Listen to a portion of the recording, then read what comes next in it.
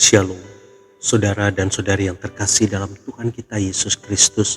Marilah kita luangkan waktu beberapa menit untuk berkencan dengan Tuhan saat ini, agar dari hari ke hari kita semakin dekat dengan Tuhan, sehingga hidup kita semakin diberkati dan menjadi berkat. Bacaan dari Injil Yohanes bab 15 ayat 5. Akulah pokok anggur dan kamulah ranting-rantingnya. Barang siapa tinggal di dalam aku dan aku di dalam dia, ia berbuah banyak, sebab di luar aku kamu tidak dapat berbuat apa-apa.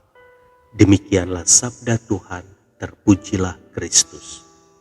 Saudara dan saudari yang terkasih dalam Tuhan kita Yesus Kristus, seorang wanita di Inggris menjadi sorotan karena ia memiliki prinsip hidup bahwa Yesus adalah segala-galanya bagi hidupnya. Teman-temannya mengetahui sikapnya. Beberapa di antara mereka ada yang ragu apakah benar wanita ini akan konsisten dengan prinsipnya. Suatu kali sesuatu yang luar biasa terjadi, yaitu Ratu Elizabeth berkunjung ke rumah wanita itu. Kesempatan ini menjadi momen untuk membuktikan komitmen wanita itu. Ketika Ratu Elizabeth masuk ke rumahnya, teman-teman wanita itu mengajukan pertanyaan yang agak menjebak. Di hadapan sang ratu mereka bertanya kepada wanita itu, "Siapakah tamu yang terbesar yang pernah berkunjung ke rumahmu?" Teman-teman wanita itu yakin pasti jawaban yang akan mereka terima adalah Yesus.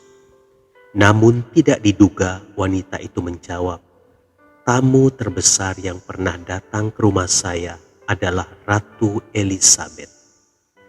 Teman-teman wanita itu kemudian bertanya lagi, "Tuhan Yesus bagaimana?" Ia menjawab, "Tuhan Yesus bukan tamu di sini. Dia tuan rumah di sini." Semua terdiam. Saudara dan saudari yang terkasih dalam Tuhan kita Yesus Kristus, mudah bagi kita membuka ruangan rumah kita untuk tempat beribadah.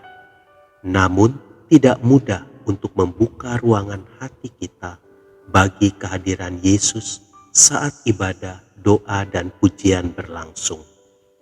Mulai saat ini, marilah kita belajar untuk membuka hati kita dan membiarkan Yesus masuk dan menguasai hati kita saat kita beribadah dan saat kita melakukan tugas kita sehari-hari.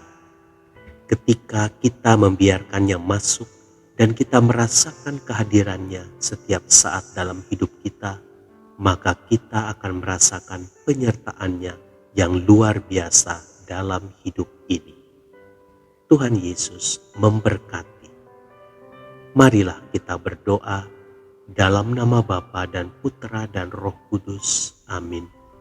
Tuhan Yesus, aku sadar bahwa selama ini hidup rohaniku kering karena aku tidak pernah sungguh-sungguh mencari Engkau.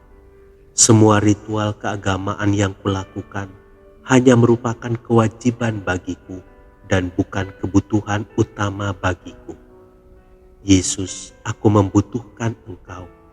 Masuklah dan kuasailah hatiku, agar dalam setiap tarikan nafasku, Engkau yang menjadi andalanku. Amin. Dalam nama Bapa dan Putra dan Roh Kudus. Amin.